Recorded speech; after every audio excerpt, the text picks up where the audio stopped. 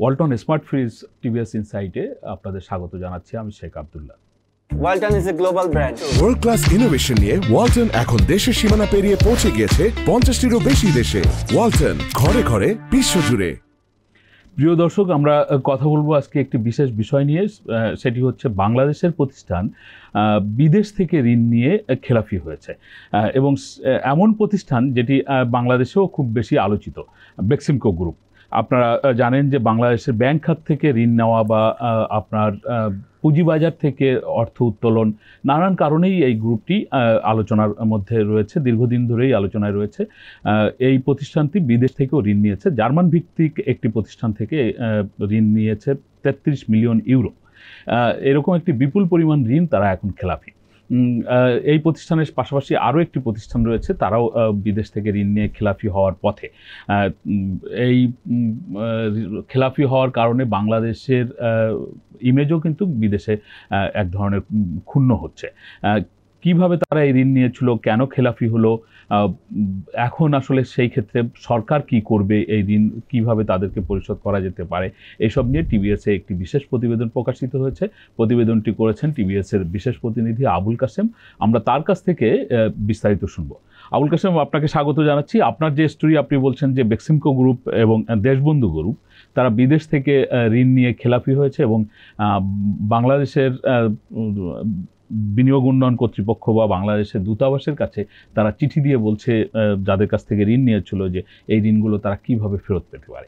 আসলে এই ঋণ এইসব প্রতিষ্ঠান মানে কিভাবে পেয়েছিল, বা এখন কেন ফেরত দিতে পারছে না, বা এই যে ফেরত দিতে পারছে না, এখানে কি রাষ্ট্র কোনো ধরনের চাপের মধ্যে পড়বে কিনা?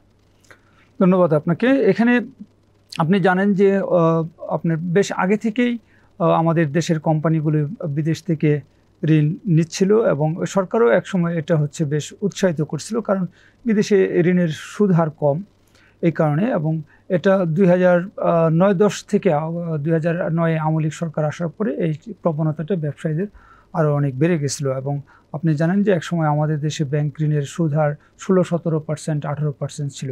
তো তখন ব্যবসায়ীরা বিদেশ থেকে এই ঋণের প্রতি ঝুঁকছিল।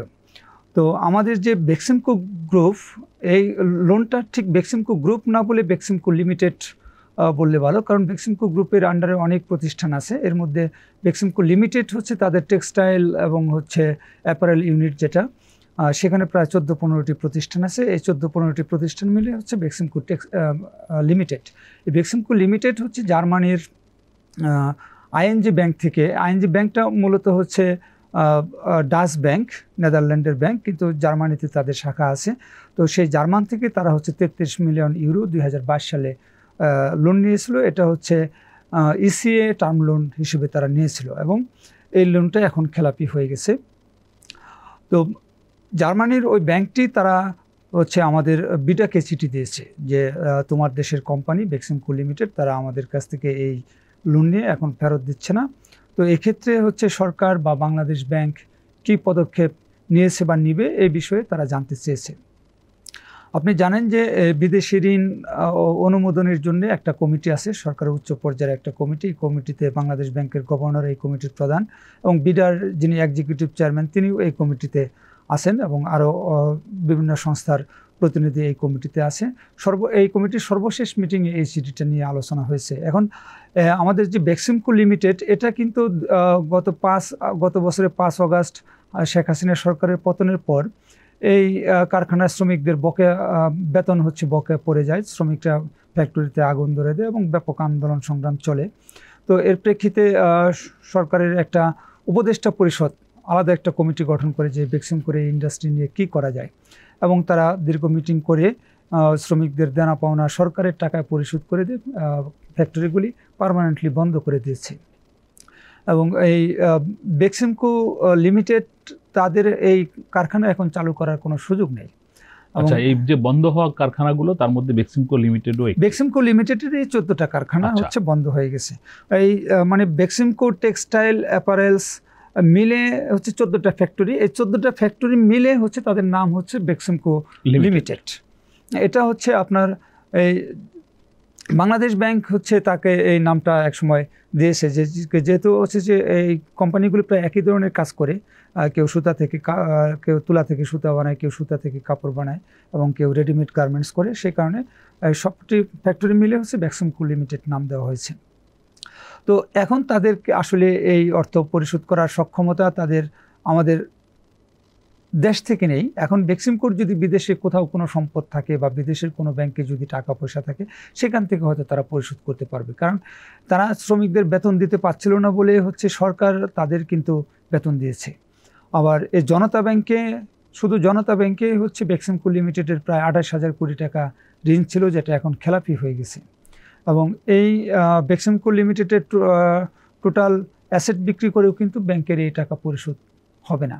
হ্যাঁ, দেখুন, আপনি বলছেন বিদেশে যদি তাদের অ্যাসেট থাকে, কিন্তু আপনি বললেন যে এই ঋণ বেক্সিমকো গ্রুপ নিয়েছিল বা বেক্সিমকো লিমিটেড নিয়েছিল 2022 সালে। সেই থেকে কিন্তু এই পর্যন্ত তো তারা ঋণ পরিশোধ করে এসছে। এখন গিয়ে তারা খেলাপি হয়েছে এই কারখানা বন্ধ হওয়ার পরে। তো বন্ধ হওয়ার দায় যাদের বা যেভাবে বন্ধ হলো, সেইখানে তাদের কি কোনো করণীয় আছে কিনা? না, এখানে হচ্ছে যেটা হলো খুবই ক্লিয়ার যে বেক্সিমকোর কোম্পানিগুলি কিন্তু খুবই হচ্ছে সাফিস্টিকেটেড কোম্পানি এবং খুবই কমপ্লায়েন্স কোম্পানি। আমার হচ্ছে সুযোগ হয়েছিল একবার বেক্সিমকো লিমিটেডের কোম্পানিগুলি ঘুরে দেখার। তো তাদের মেশিনারি এবং প্রোডাক্ট কোয়ালিটি অনেক ভালো। তারা হচ্ছে বিশ্বের নামি দামি ব্র্যান্ডগুলোতে তারা এক্সপোর্ট করতো, কিন্তু যেটা হলো যে বেক্সিমকো যে এক্সপোর্ট করে, সেই এক্সপোর্টের টাকা তারা ঠিকমতো দেশে আনে নাই। আচ্ছা, ফলে তাদের হচ্ছে এখানে লিকুইডিটি ক্রাইসিস তৈরি হয়ে গেছে। তো সেই এক্সপোর্টের টাকা যদি দেশে না আসে, তাহলে সে যে ব্যাংক থেকে ঋণ নিচ্ছে বা বিদেশ থেকে ঋণ নিচ্ছে, সেগুলো সে কীভাবে পরিশোধ করবে? বেক্সিমকো যদি তার এক্সপোর্টের পেমেন্ট দেশে আনতো, তাহলে তার এই সংকটে কিন্তু পড়তে হয় না। সে দেশেও খেলাপি হয় না, তার শ্রমিকদের বেতনও বকেয়া পড়ে না, এবং তার ফ্যাক্টরিগুলোও কিন্তু বন্ধ হয় না। এবং আপনি জানেন যে হচ্ছে এই বেক্সিমকো লিমিটেডের বিরুদ্ধে অর্থ পাচারের অভিযোগে মামলা হয়েছে, এবং সেই মামলা হচ্ছে তদন্তাধীন আছে। তো এখানে হচ্ছে অর্থ পাচারের ঘটনা ঘটেছে, এবং বেক্সিমকোর এখন যারা আছেন তারা সরাসরি অর্থ পাচারের দায় স্বীকার করে না, কিন্তু তারা বলছেন যে অতীতে আমাদের কিছু ভুল সিদ্ধান্তের কারণে এই পরিস্থিতি তৈরি হয়েছে। হ্যাঁ, তো এখানে ভুল সিদ্ধান্ত মানে হচ্ছে যে তারা আসলে এক্সপোর্ট প্রসিডগুলি দেশে আনে নাই। তো সেগুলি যদি বিদেশে থেকে যায়, তো তার মানে বিদেশে কোথাও না কোথাও তাদের সম্পদ আছে। আপনি হয়তো জানেন যে সম্প্রতি হচ্ছে যুক্তরাজ্যে বেক্সিমকোর যিনি কর্ণধার বা vice president Salman F Rahman, তার ছেলে এবং তার ভাতিজার নামে যুক্তরাষ্ট্রের কিছু সম্পদ কিন্তু যুক্তরাজ্য সরকার হচ্ছে ফ্রিজ করে রেখেছে। ফলে ধারণা করা হচ্ছে যে তাদের বিদেশি সম্পদ আছে। আপনার স্টোরিতে আরেকটা কোম্পানি সম্পর্কে বলা হচ্ছে যে দেশবন্ধু গ্রুপ, যারা চেকোস্লোভাকিয়ার একটি ব্যাংক থেকে আপনার $4 মিলিয়ন বা তার থেকে বেশি ঋণ নিয়ে তারাও পরিশোধ করতে পারছে না। এই কোম্পানির ক্ষেত্রে আসলে কি করে? দেশবন্ধু গ্রুপ হচ্ছে তারা এখনও তাদের ব্যবসায়িক কার্যক্রম সচল আছে, এবং এই গ্রুপটা কিন্তু হচ্ছে আমাদের চিনি, তারপরে হচ্ছে তেল এবং অনেকগুলি হচ্ছে কনজিউমার আইটেম তারা উৎপাদন করে, এবং তাদের ব্যবসায়িক কার্যক্রম চলমান আছে। তো দেশবন্ধু গ্রুপ হচ্ছে এটা ঋণের পরিমাণ খুব কম, 4 মিলিয়ন ইউরো তারা হচ্ছে চেক রিপাবলিক থেকে ঋণ নিচ্ছে। এবং চেক রিপাবলিকের কিন্তু বাংলাদেশে কোনো দূতাবাস নেই, ভারতে দূতাবাস রয়েছে। তো সে ভারতের যে চেক রিপাবলিক দূতাবাস, তারা হচ্ছে আমাদের সরকারকে চিঠি দিয়েছে বা বিটাকে চিঠি দিয়েছে যে দেশবন্ধু গ্রুপ তাদের কাছ থেকে 4 মিলিয়ন ইউরো ঋণ নিয়ে, এবং এখন তারা কোনো সহযোগিতা করছে না। সহযোগিতা মানে হচ্ছে তারা এই নিয়মিত যোগাযোগ রাখছে না বা ঋণ পরিশোধ করছে না। তো এই পরিস্থিতি, তো 4 মিলিয়ন ইউরো আসলে 1 ইউরো তো আপনার 140-45 টাকা হিসাবে কিন্তু টাকার পরিমাণ খুব একটা বেশি নয়। এটা দেশবন্ধু গ্রুপ চালিয়ে দিয়ে দিতে পারবে। এবং এই যে কমিটির সবাই যেটা সিদ্ধান্ত হয়েছে, বেক্সিমকো নিয়ে সিদ্ধান্ত হয়েছে যে যেহেতু বেক্সিমকোটা বন্ধ এবং বেক্সিমকো লিমিটেডের যে অ্যাসেট আছে সেগুলি কিন্তু জনতা ব্যাংকের কাছে ম্যাক্সিমামই হচ্ছে বন্ধক রাখা। ফলে জনতা ব্যাংক তার টাকা উদ্ধারের জন্য হয়তো এগুলো নিলামে তুলে বিক্রি হয়তো করতে পারে, বা করবে কি করবে না সেটা ভিন্ন বিষয়। কিন্তু এই সম্পদ বিক্রি করে তো হচ্ছে আপনার জার্মান ব্যাংকের ঋণ পরিশোধ করার সুযোগ নেই, কারণ এটা অন্য প্রতিষ্ঠানের কাছে বন্ধক রাখা। তো সেক্ষেত্রে এই কমিটি যেটা সিদ্ধান্ত নিয়েছে যে বিডা হচ্ছে জার্মান ব্যাংককে জানিয়ে দেবে যে এই ঋণ আদায়ের জন্য জার্মান ব্যাংক তাদের দেশের আইন অনুযায়ী প্রয়োজনীয় ব্যবস্থা নিতে পারে। তার মানে হচ্ছে জার্মান ব্যাংকটি হয়তো সামনে বেক্সিমকোর বিরুদ্ধে ওই দেশে কোনো মামলা করবে বা এই জাতীয় কোনো আইনি পদক্ষেপ নেবে।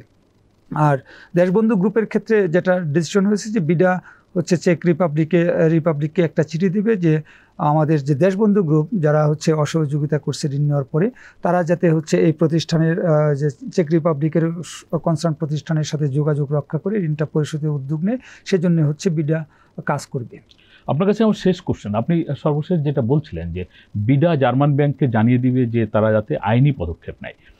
আপনি আলোচনার শুরুতে বলছিলেন যে এই ঋণ অনুমোদন করে বাংলাদেশ ব্যাংকের গভর্নরের নেতৃত্বে একটি উচ্চ পর্যায়ের কমিটি, সরকারের একটি কমিটি যেহেতু এই ঋণ অনুমোদন করেছে, সেই প্রেক্ষিতেই জার্মান ব্যাংক ভরসা পেয়েছিল বেক্সিমকো গ্রুপকে অর্থায়ন করার বা ঋণ দেওয়ার, যে বাংলাদেশের সরকারের একটা কমিটি যেহেতু তাকে অনুমোদন দিচ্ছে, বলছে যে হ্যাঁ এই প্রতিষ্ঠানকে ঋণ দেওয়া যেতে পারে, তার প্রেক্ষিতেই হয়তো তারা এই সিদ্ধান্ত নিয়েছিল। এই আন্তর্জাতিক আদালতে বা অন্য কোনোভাবে যদি জার্মান ব্যাংক কোনো আইনি আশ্রয় নেয়, মামলা করে, সেখানে কি বাংলাদেশের সরকার কোনো পার্ট হয়ে যেতে পারে না? না, সেখানে হচ্ছে বাংলাদেশের সরকার কোনো পার্ট হবে না। এখানে আপনি যদি ব্যাকগ্রাউন্ড দেখেন যে এখন থেকে প্রায় 10-12 বছর বা আরেকটু বেশি সময় আগে বাংলাদেশের কিছু কিছু কোম্পানি হচ্ছে বিদেশে বিনিয়োগ করার আগ্রহ শুরু করলো, এবং অনেকেই হচ্ছে তখন হচ্ছে এই লিগ্যাল কোনো ফ্রেমওয়ার্ক ছিল না যে আমি বিদেশে বিনিয়োগ করতে চাই, আমি কীভাবে বিনিয়োগ করব। অনেকে টাকা পাচার করে হচ্ছে বিদেশে বিনিয়োগ করতেছিল। এই প্রেক্ষাপটে সরকার হচ্ছে এরকম একটা প্রথম কমিটি করলো যে যারা বিদেশে ইনভেস্ট করতে চায় তাদেরকে হচ্ছে সরকারের কাছে আবেদন করতে হবে, সরকার সেটা যাচাই বাছাই করে অনুমোদন দিলে ইনভেস্ট তারা করতে পারবে। এবং এই প্রক্রিয়ায় কিন্তু আমাদের দেশে কিছু কোম্পানি বিভিন্ন জায়গায় বিনিয়োগ করেছে, এবং বেক্সিমকো ফার্মাসিউটিক্যালসও আছে তার মধ্যে, যে বেক্সিমকো ফার্মাসিউটিক্যালসও বিভিন্ন দেশে ইনভেস্টমেন্ট করেছে।